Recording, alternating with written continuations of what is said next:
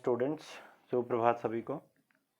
As we have reach the third part of our chapter judiciary, जिसमें हमने हमारे देश में कोर्ट्स की क्या इंपॉर्टेंस है, कितने लेवल के कोर्ट्स हैं, ठीक है, नंबर ऑफ हाई कोर्ट्स कितने हैं, हमारा सुप्रीम कोर्ट कहाँ है, क्या इंपॉर्टेंस है कोर्ट के इंडिपेंडेंट होने की और उससे हमें क्या क्या फ़ायदे हो सकते हैं, कैसे हमारे जो फंडामेंटल राइट्स हैं उनका प्रोटेक्शन हो सकता है। ये सारी चीज़ें हमने पहले दो पार्ट्स में पढ़ ली हैं। Let's move on to the third part. Here you can see an image of the Supreme Court of India.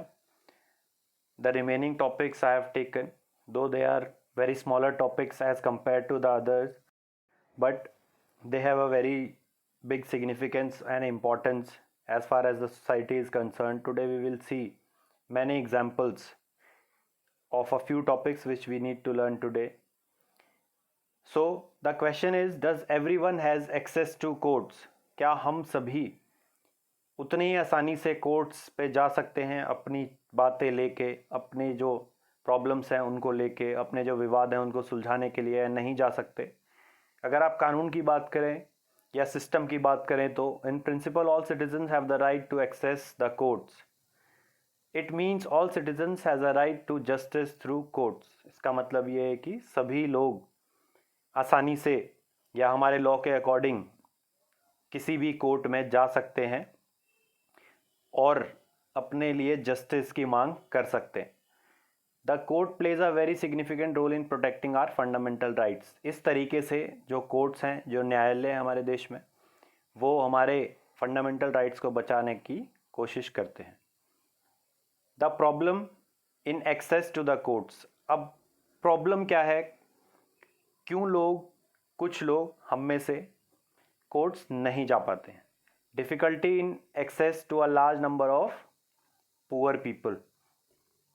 तो सबसे ज़रूरी चीज़ ये है कि हमारे देश में जो सिस्टम है या कोर्ट्स का जो स्ट्रक्चर है, जो प्रोसीजर्स हैं, वो गरीब लोगों के लिए एक्सेस करना उनको बहुत ही मुश्किल है।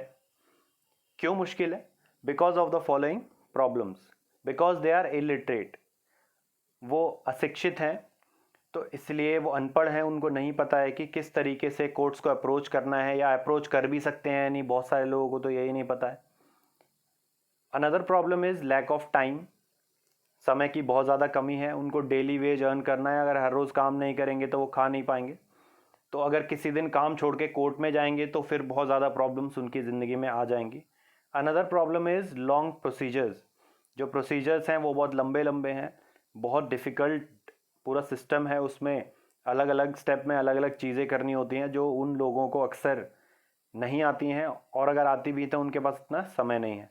Another problem is lack of money. They don't have so much of money कि वो पहले ट्रायल कोर्ट में जाएं, वहाँ पे वकील की फ़ीस दें या फिर और जो कागजी कार्रवाई है वो करें, उसके बाद हाई कोर्ट जाएं, फिर सुप्रीम कोर्ट जाएं। So they find it very difficult to access courts. तो ये जो परिस्थिति है हमारे देश में, जो गरीब लोग हैं या बिलो पॉवर्टी लाइन लोग हैं, वो न्याय तक आसानी से या कोर्ट तक आसानी से नहीं पहुंच पाते हैं। इस समस्या के समाधान के लिए हमारे एक पूर्व न्यायाधीश जो कि 17th चीफ जस्टिस थे सुप्रीम कोर्ट के, उन्होंने एक नई तरीके की पहल की जिसको हमने बोला पब्लिक इंटरेस्ट लिटिगेशन, PIL। तो देखते हैं PIL क्या होती है। तो सॉल्यूशन, किस चीज़ का सॉल्यूशन? जो गरीब लोग हैं, जो न्यायालय तक नहीं जा पाते हैं अपने आप, those who are unable to due to various kind of reasons, some we have seen in the previous slide also. So the solution to their problem is PIL, public interest litigation. So what is a PIL? An application in a high court or the Supreme Court on behalf of those whose rights are being violated. ये एक application या अर्जी है। जैसे आप application लिखते हैं, कभी बीमार होते हैं, स्कूल नहीं आना होता है, या किसी भी और चीज़ की एप्लीकेशन लिखते हैं, लीव लेते हैं, इसी तरीके की एक एप्लीकेशन है PIL उन लोगों के बिहाफ पर जो अपने आप समर्थ नहीं है अपनी बात कोर्ट तक पहुंचाने के लिए। उसके लिए लॉयर्स या और भी ऑर्गेनाइजेशन, संस्थाएं या NGO उनकी समस्याओं को, उनकी प्रॉब्लम्स को इकट्ठा, कलेक्टिवली, अलग अलग नहीं, जब लेके जाते हैं कोर्ट के सामने, उसको बोलते हैं PIL, public interest litigation. It was introduced by Justice P.N. Bhagwati, who was the 17th CJI of India. ये सिस्टम या ये स्ट्रक्चर अलाउ किया या स्टार्ट किया हमारे जो एक पूर्व मुख्य न्यायाधीश हैं PN भगवती, जो 17वें मुख्य न्यायाधीश भी थे हमारे देश के। It simplified the legal process to a great extent and made it accessible to the poor people.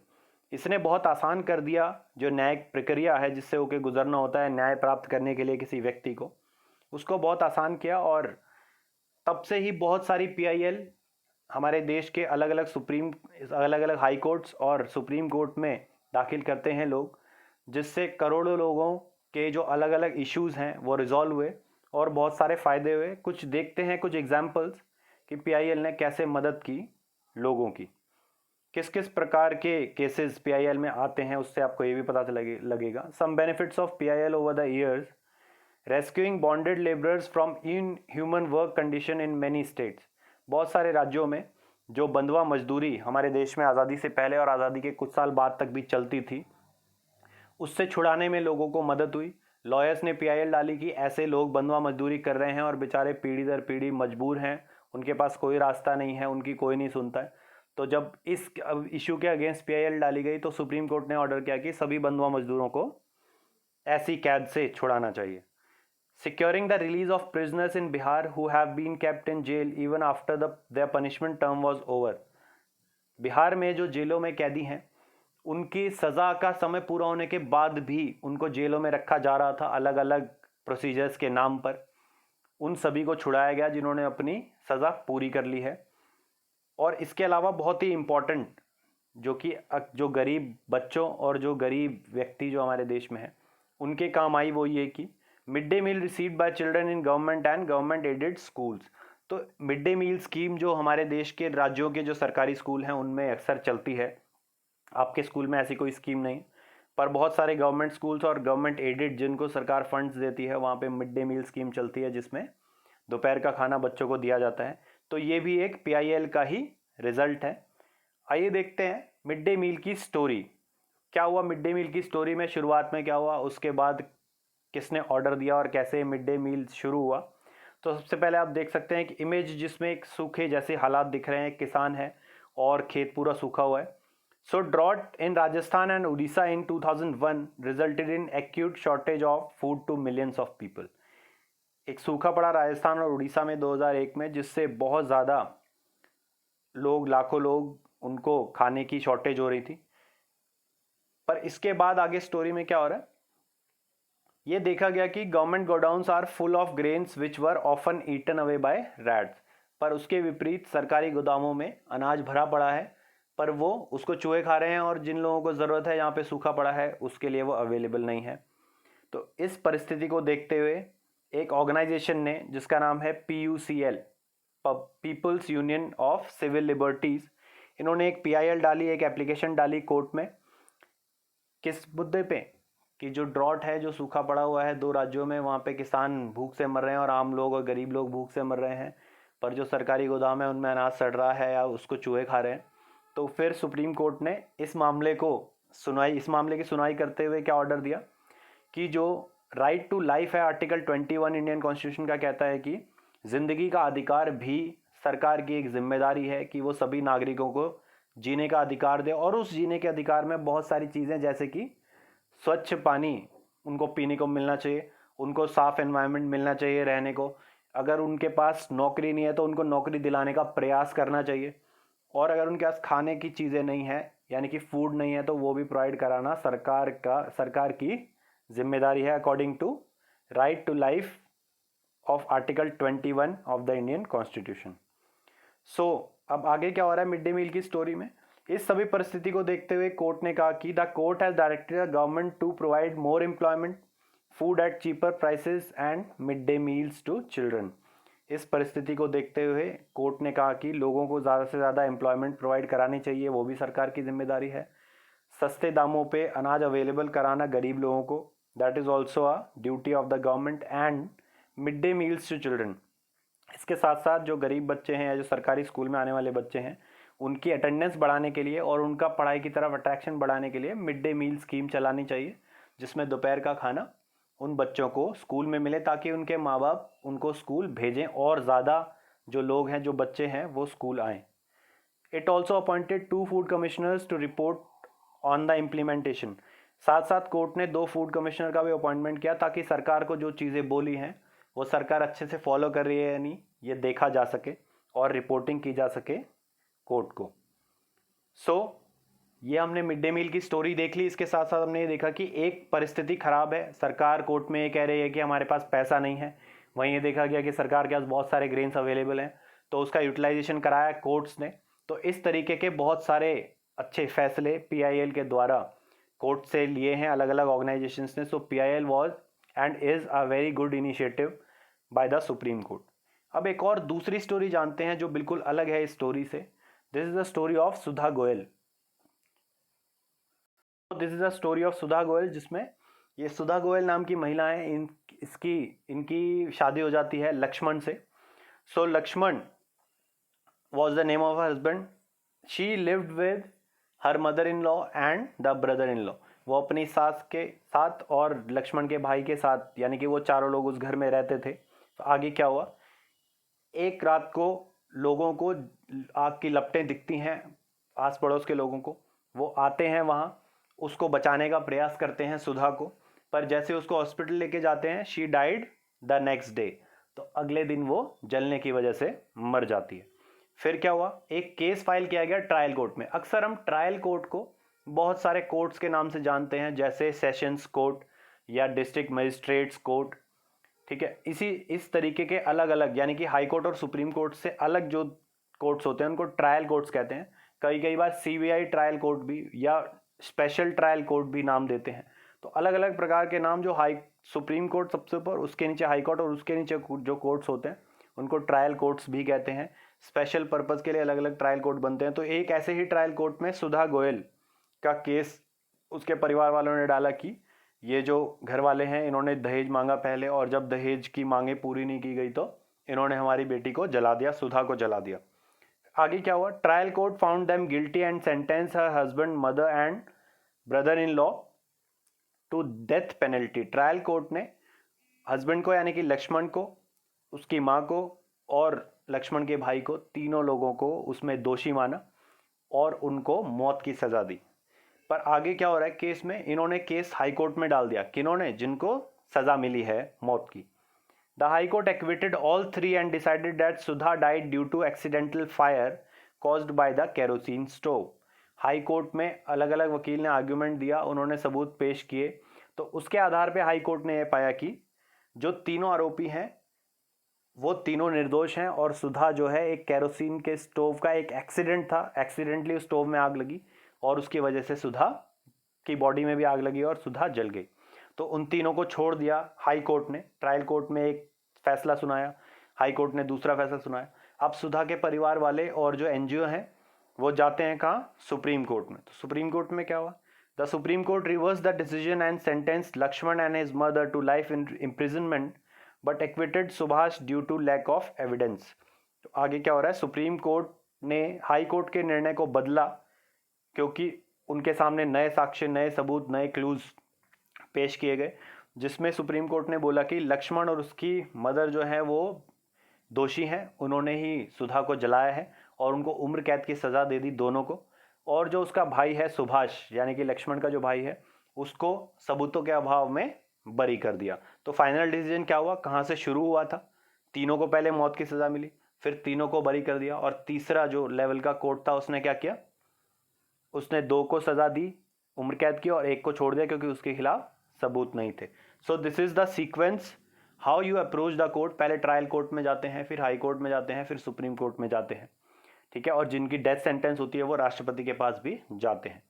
Now moving on, Olga Telgi versus BMC। अब ये ओल्गा टेलिस एक महिला थी जिन्होंने, जो फुटपाथ पर सोने वाले और रहने वाले व्यक्ति थे, उनके लिए एक केस लड़ा। मुंबई की जो BMC है, जो म्यूनिसिपल कॉरपोरेशन है, उन्होंने ये कहा कि ये जो फुटपाथ पे सो रहे हैं या सड़कों पे या कहीं पे भी अपना घर बना लेते हैं या झुग्गी झोपड़ी इस्टेब्लिश कर लेते हैं, इससे लॉ एंड ऑर्डर मेंटेन करने में या साफ़ सफाई मेंटेन करने में या पब्लिक ऑर्डर मेंटेन करने में काफ़ी मुश्किल होती है। तो इन सभी को फुटपाथ से हटाया जाए। तो ये केस जब कोर्ट में गया तो कोर्ट ने इस केस में बोला कि राइट टू लाइवलीहुड, यानी कि अपने जीवन को जीने के लिए जो कमाई का साधन है, अगर आप वो किसी से छीनते हैं तो भी आप राइट टू लाइफ, जो आर्टिकल 21 कहता है कि राइट टू लाइफ सबका अधिकार है, वो भी आप छीन रहे हैं। तो कोर्ट ने क्या पाया कि जो फुटपाथ पे रहते हैं वो वहीं सोते हैं और वहीं अपनी दुकानें लगाते हैं या वहीं जो भी काम करते हैं कुछ छोटी मोटी चीज़ें सही करने का, वो सारे काम वो कहाँ कर रहे हैं? फुटपाथ पे। और उससे ही वो पैसे कमा पा रहे हैं, उससे ही वो खाना खा पा रहे हैं और उससे ही वो जी पा रहे हैं। तो कोर्ट ने क्या कहा कि किसी को फुटपाथ से हटाना या उससे उससे उसकी जीविका का साधन छीनना भी राइट टू लाइफ का उल्लंघन है। तो इसके लिए कोई और व्यवस्था जब तक सरकार नहीं करती तब तक उनको नहीं हटाया जा सकता।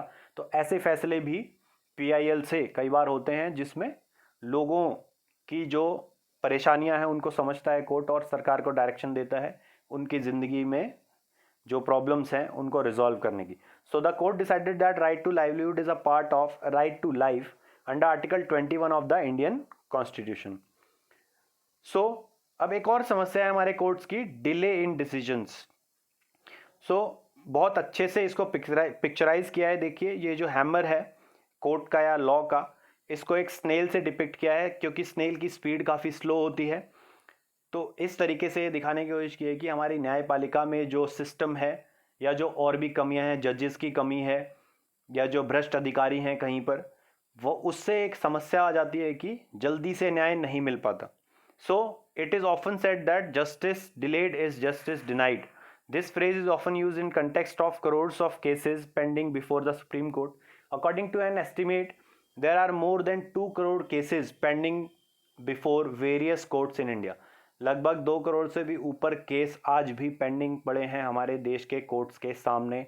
इसके पीछे बहुत सारे कारण हैं। एक मुख्य कारण ये भी है कि जजेस की बहुत ज़्यादा कमी है। सो ऐसा एक एग्जाम्पल जस्टिस डिलेड का आप देख सकते हैं हाशिमपुरा मेरठ में, जहाँ पे 1987 में 43 लोगों को कुछ सिक्योरिटी पर्सनल ने मार दिया था, एनकाउंटर कर दिया था, फेक एनकाउंटर।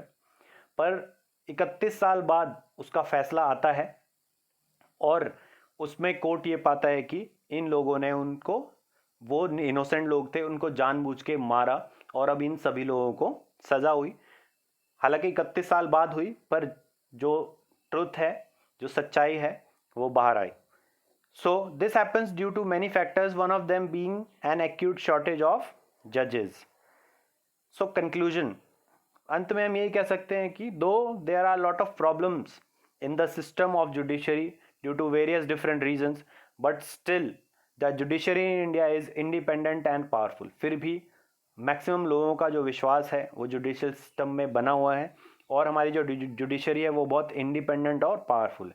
वो स्वतंत्र है और शक्तिशाली है और किसी भी सरकार के या सरकारी अधिकारी के या मिनिस्टर के दबाव में आकर काम नहीं करती है। It protect the fundamental right of citizens to a large extent. बहुत हद तक वो नागरिकों के जो मौलिक अधिकार हैं उनको, उनकी रक्षा करती है। It directs the government to provide specific relief to the affected people whenever needed. जब भी आवश्यकता होती है तो जो अफेक्टेड हैं, जो परेशान हैं, उनको रिलीफ प्रोवाइड कराती है, गवर्नमेंट को डायरेक्ट करती है। It also keeps a check on the legislature and executive. ये जो लेजिस्लेचर है यानी कि विधायिका है और जो एग्जीक्यूटिव है यानी कि कार्यपालिका है, उन दोनों अंगों पर भी सरकार के नियंत्रण रखती है ताकि वो लोगों के भलाई के और लोगों के प्रोटेक्शन के फैसले लें, ऐसे कोई फैसले ना लें जो कि पॉपुलर नहीं है और कंट्रोवर्शियल है। So moving on to the last part of today's lesson, that is assignment. Question number first, who introduced PIL? Question number 2, who are mostly benefited by a PIL? Question number 3, explain the story of midday meal in your own words. Question number 4, discuss the steps and benefits of an appellate system. कौन से appellate system की बात कर रहे हैं हम? जो हमने अभी देखा, पहले एक ट्रायल कोर्ट में जाना होता है, उसके बाद हाई कोर्ट में और उसके बाद सुप्रीम कोर्ट में। तो ये हमारा एपिलिएट का सिस्टम है लोअर कोर्ट से हायर कोर्ट की तरफ। Question number 5, right your own imaginary story based on justice delayed is justice denied. तो अपनी काल्पनिक स्टोरी बनानी है आपने। जैसे मैंने बताया कि 43 लोगों की मृत्यु मार दिया जाता है पुलिस के द्वारा, पर 31 साल बाद कोर्ट ये फैसला देता है कि उनको गलत मारा था, उनका फेक एनकाउंटर किया था और उसमें सज़ा भी होती है पुलिस वालों को। तो इस तरीके की कोई भी स्टोरी है, ज़रूरी नहीं है कि पुलिस की या क्रिमिनल्स की स्टोरी, कोई भी स्टोरी जो आप अपनी मर्जी से बना सकते हैं, जिसमें जस्टिस डिले हुआ हो या कोई रियल स्टोरी जो आपने कभी न्यूज़पेपर में या कहीं पे देखी हो या आपके पेरेंट्स ने कभी सुनाई हो, ऐसी कोई स्टोरी आप लिख सकते हैं। और इमेजिनरी भी लिख सकते हैं, रियल भी लिख सकते हैं। So I hope you understood all the topics well. If you still have doubts, you can always ask. Thank you and have a nice day.